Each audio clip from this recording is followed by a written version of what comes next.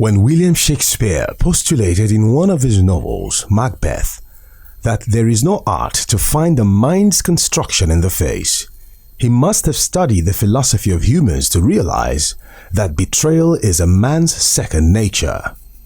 Theorists also analyzed the expression on the faces of humans and concluded that there is no way to know what a man thinks and feels simply by looking at his face. Just picture this scenario. A 76-year-old woman whose husband's driver took ill.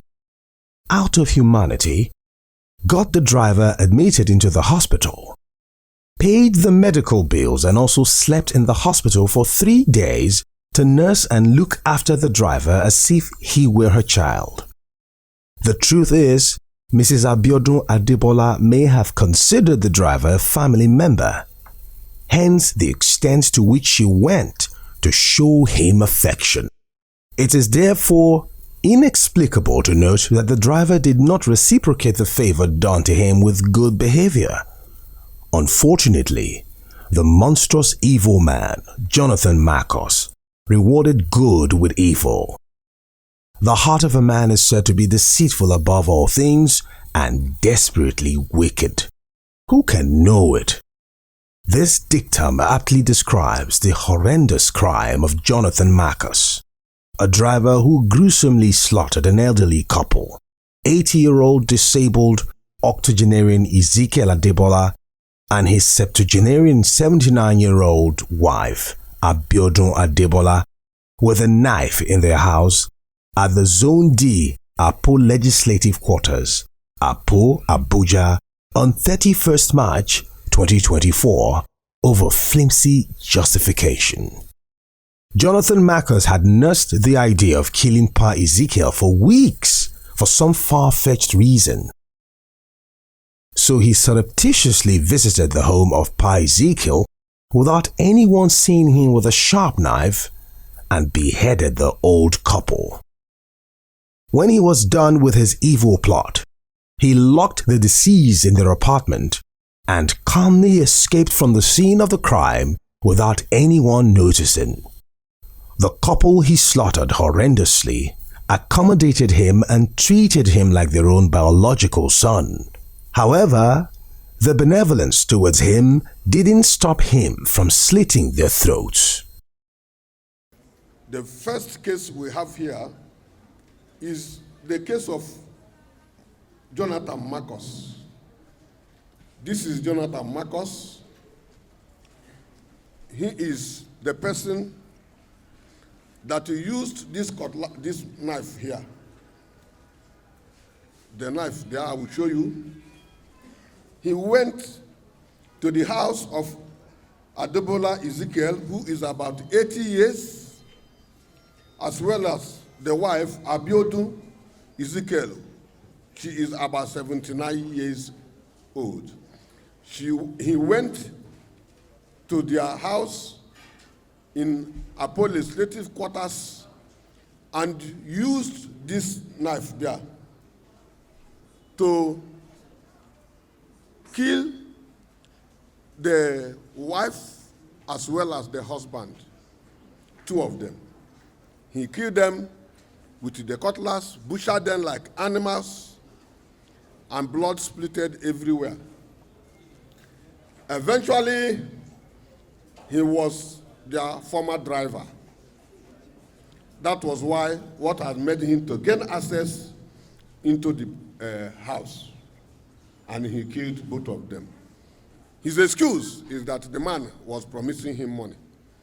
He promised him money. He has not given it to him. He could not wait. He went personally and killed both of them with this jackknife. Inspector Felix Peter, the investigative police officer, IPO, speaks to crime fighters on how the FCT Police Command unraveled the intriguing double murder case. The suspect, who was caught 9 days later in Kogi State, was said to have fled the crime scene without leaving a visible clue.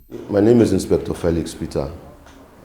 1st of April 2024, the command received a distress call from the divisional police officer Apollo Legislative Quarters Division, that he got a distress call that at the house of one Mr. Ezekiel Adebayo, that Mr. Ezekiel Adebayo and his wife, Mr. Abiodun Adebayo, were both found slaughtered inside their apartment. And the DPO evacuated the two corpses to the Maitama District Hospital, where they were deposited for autopsy. And then the next morning, we visited the scene of crime led by the Commissioner of Police, FCT Police Command, CP Bennett Igwe. And we did some sightseeing together with the scene of crime specialist. And the CP immediately ordered that the case should be transferred to the homicide section for in-depth investigation. And we took over the investigation. Immediately we took over the investigation, we discovered the assailant, who was an unknown person as at then, left with late Mr. Ezekiel's phone and his wallet concerning his ATM cards and some other cards. So we went into the investigation deeply. We did forensic analysis on late Mr. Ezekiel's phone. After several, like 48 hours of in-depth analysis, we found nothing. Fortunately for us, during the night hours while we were working, we discovered that at about 0024 hours of 1st of April, late Mr. Ezekiel's SIM card was inserted into a certain phone, and that became an issue of interest. So we did a forensic analysis on that same phone, and we got the phone number of the actual owner of the phone, which we now analyzed and got the number. The name of the person was one Aliu Muhammad. He's an electrician. And so we had a soft target because the geolocating wasn't easy because of the terrain where they lived, Waru village. So we had a soft target who actually led us to Aliu's house. And on getting to Aliu's house, we already knew he was an electrician, so we used our initiative, our number 6, trying to just pretend as if we needed an electrician to work for us, because we worked as undercover detectives. So when we got to the house, we actually met a young man standing outside who went in and called Aliu. He told us Aliu is his younger brother. And when he called Aliu, we told him we wanted him to help us fix light in our house. So we stood like some 10 minutes with this same young man, discussing with him outside. We never knew that young man was our principal suspect, because we never knew who he was. And when Aliu came, we took him to where our car was. Then we identified ourselves and arrested him. In the process of arresting Aliu shouted and was trying to beckon on the young man that was standing. And when the young man came, I think when he noticed we were policemen, he went back and ran away. And we did not take interest in him because we never knew who he was. So when we were interrogating Aliu, okay, how do we get your parents to let them know that we are taking you to the FCT Police Command CID? He said, I let him inform that his brother that called us. Okay, what is his name so that we'll go and call him? He said his name is Jonathan. And what is his surname? He said Marcus. That name became interesting to us because in the course of our forensic analysis, we had stumbled on this name, Jonathan Marcus, having a conversation with this same Aliu. And the late Mr. Ezekiel's children has identified Jonathan Marcus as their father's former driver. So the name became of interest to us. Unfortunately, before we got back to the house, he had disappeared into the thin air. So we took Aliu to the office and we continued our investigation. Fortunately for us, 2 days later, we had informed everybody that we know have any contact with Mr. Jonathan Marcus, whom we had at this time deemed him to be our principal suspect.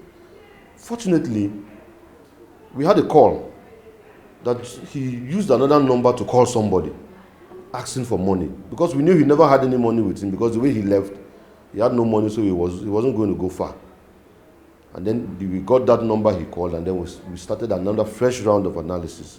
And that led us to Obajana in Kogi State, where Jonathan was eventually arrested.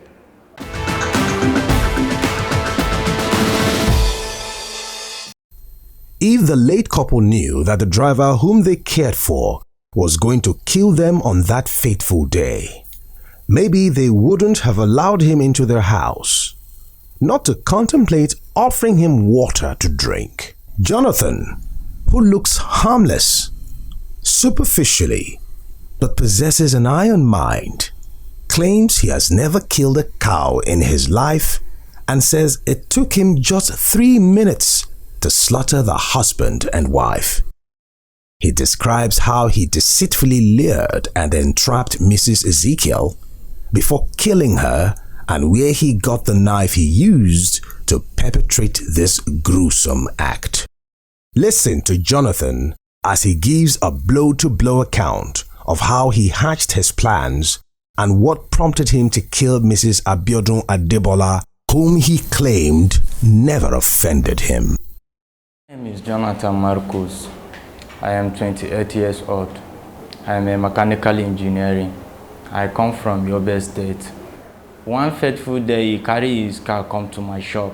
He complained that even he match brake for go slow or for road, the car is still moving forward.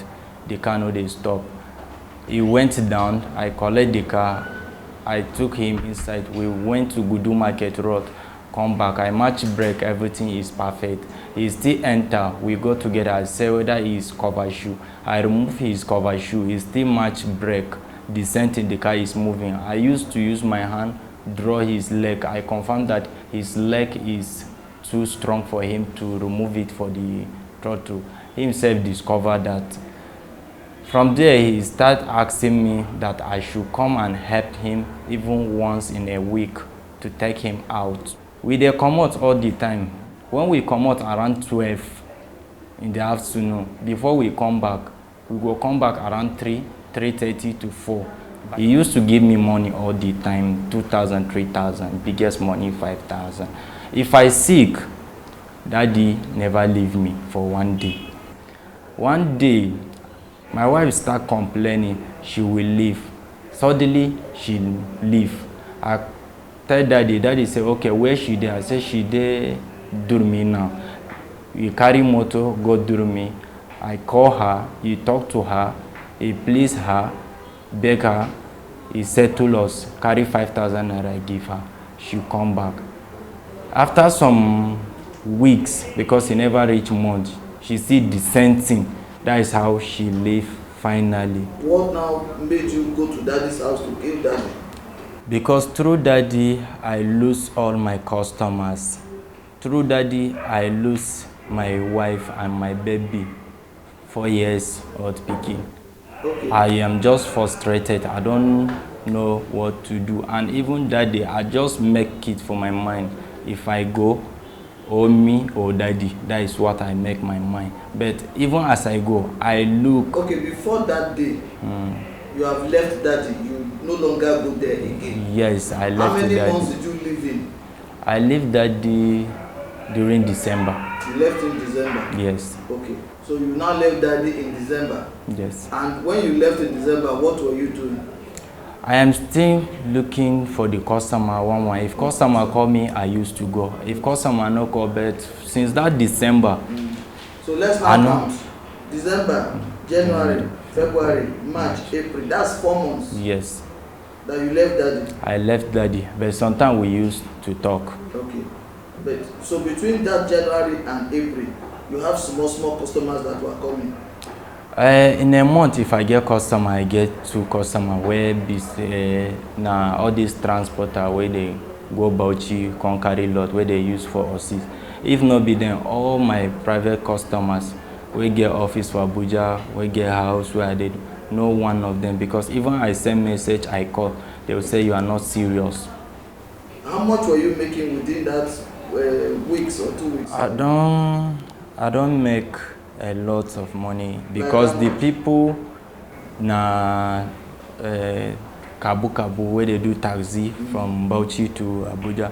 Some, if I walk, they fit carry 2,000, or if na gearbox I drop or timing belt cut, I fit get like 7,000. Okay. At least in a month, you get 7,000. Not all the month. Within 3 months, how much? Within month, I know they keep even 5,000 as in saving money because of food. That's when you are not even working with. Mr. Ezekiel again? Yes, I don't keep money. When we say anything will go happen, may happen, like for Hausa we speak, whether me I go or him go. But I did not go there to hurt the wife. But the wife is at home. I can't hurt the husband. The wife is watching me, leaving the house like that. You say you want water? Yes. Mommy said you should go and take water. I should take water. So what happened after? As I take the water, I did not even use the water. After I not use the water, she entered inside the room where daddy is. She come out because all the time if I won't go or person won't go, house help no day, she is the one used to follow person, go lock the door. As she follow, now I say, mommy, I scratch my head. I say, mommy, I don't have transport, collect transport for daddy. Mommy, you know they argue. The more I say I don't have, she know they argue. Even though 500 or 1,000, she will collect or she will carry inside her purse, give me. As she turns, she won't go collect. That is how I use the rope, where they for the knife body, hook mommy for neck. She just make sound. Now in daddy ask her, what is Jonathan, what is that? Now I say, his mommy fell down. He said, okay, what happened? I said, she just fell down, but I'm trying to raise her. But daddy never know what is happening there. After she fell down for ground, she there for ground, she carry her on one side. That is how I use my hand carry knife, choke mommy, knife, cut mommy for neck. I did not touch her anywhere, not for neck. You cut the neck? Yes. How did you do it? Describe it. I hold the knife, cut her like this. For how many minutes you take cut her? It not reach 3 minutes. I just cut her because I did not cut her deep. I just cut her up. When you cut her, what was happening? His blood started rushing out. And she did not fight back? Because she's already weak for ground. The way where you cut? Yes, she's already weak. Okay. So you cut her? Yes. And when you were cutting her neck, nothing touched you? Me, I believe that even as I finish commode, I say I'm not the one. Because you know reach 5 minutes, I know you know reach 5 minutes. She just, because she's already on ground, she fell down already. And you said when you kill the wife because if you kill the husband and you leave the wife will identify you. So you already make your plan of how to kill the two of them. So why would your body change? Because I never killed hurt woman being before or caught person since when I grew. Even for my area, there will bear me witness. Even fight, I don't fight. Is that not the cutlass? Huh? Yes. Huh? It's the cutlass. Thank you. Jonathan, who did not betray emotions for over an hour as the interview with him progressed, tells how he cowardly killed Pa Ezekiel, the disabled octogenarian, despite his plea for mercy on that fateful day. How daddy asked me, what is happening? I said, mommy, she's this thing, she fall down near this and that. But you want to see her? I enter inside, arrange wheelchair, I say, enter your wheelchair. Daddy know me very well, he trusts me. He know what I can do, he know what I cannot do. Because anything that happen, he will say his friends push me. But this one that happened, is frustrated, nobody push me. So you now enter room when daddy say what is happening. You now enter daddy room. And what happened? Daddy climb chair, I rest daddy sit down for the wheelchair. I draw daddy outside. I say, what happened? Because like his eyes never see blood, but he see the woman lying down for ground like this. He just see the woman. Because in right eyes, I know say it's not working like that. It's the left one used to see, and the place is not too bright like that to see. It's the window where there for the passage in the up and get net. As I push her there for back, I drum. That is how I use the rope, the sand rope, for the knife. Hold daddy. Himself, we just shake leg. That is how I carry knife. But me and daddy even talk as blood dey come out. He say, Jonathan, are you killing me? And I said, Daddy, I am sorry. That is what me and him talk. After the rope hook am, Yes. describe how you dey use the rope. As I put the rope through front, I hook am. Me I there for him back because I use hand draw the wheelchair. So I draw the wheelchair, I use rope, hook am for back. As daddy shake leg, I use a knife, cut am. As I cut am, he turn, I remove this thing for him neck. He said, Jonathan, are you killing me? I said, Daddy, I'm sorry. Because even me, the thing touched me. But waiting make I enter a room. I saw him phone. I carry him phone with a wallet with key. I know car papers there because I am the one where they bring the car papers from this thing. Via your office, I am the one collect the papers, arrange them inside the drawer. I know where car key they, even where they keep money, I know.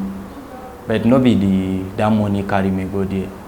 Because the money when the promise, give me. And come all things scatter. So you eventually slaughtered him? Yes. And he was asking you, Jonathan, are you killing me? Because in surprise, Daddy fell down for Lokogoma. He see the way I am crying, I am the one rushing to hospital. He himself talk him for him children. If I am with him, he know they think anything, even in family, because he take me like son.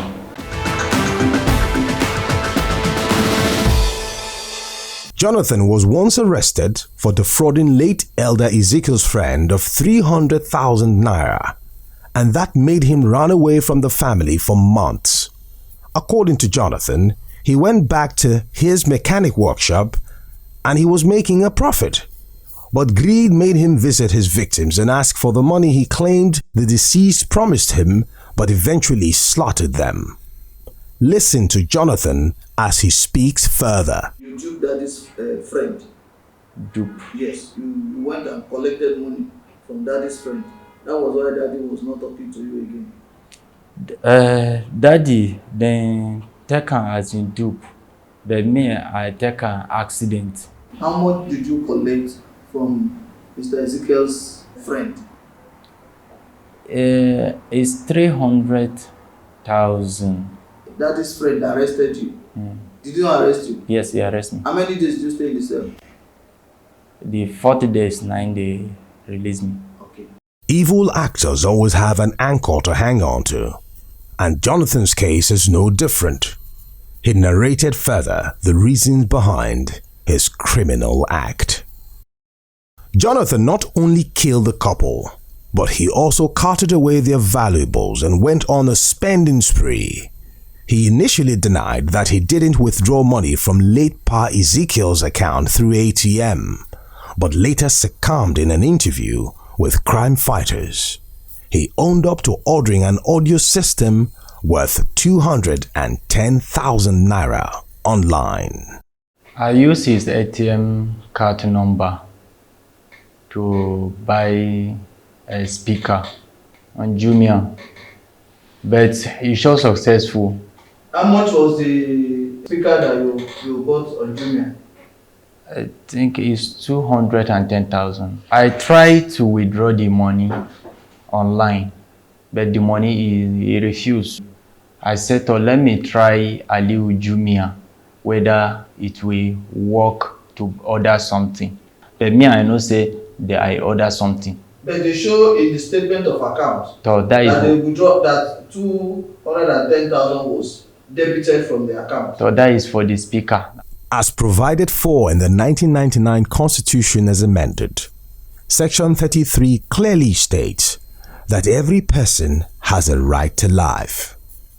No one shall be deprived intentionally of his life, save in execution of the sentence of a court in respect of a criminal offense of which he has been found guilty in Nigeria. Likewise, Section 14 2b states that the citizens' welfare and security shall be the primary purpose of government. The holy books, the Bible and the Quran, also forbid killing. Thus, the deprivation of anyone's life is a heinous crime. It is against this premise that the Nigeria Police Force, under the able leadership of IGP Olukayode Egbetokun, has taken practical steps to prevent arbitrary deprivations of life. If anyone is deprived of life, it is the government's responsibility to investigate any such deprivations that may have occurred and hold perpetrators accountable. This is precisely what the Nigeria Police Force has done with this individual who decided to take two people's lives for whatever reason. We shall endeavor to preempt criminal activities, disrupt their illicit networks, and apprehend perpetrators swiftly. In the usual way of all criminal elements who always feel sober when apprehended, Jonathan did not hesitate to say that he regrets his actions. However, he advised young men and women orchestrating evil plans to shun it. So you have killed him now. What did you gain? Have you got the money now?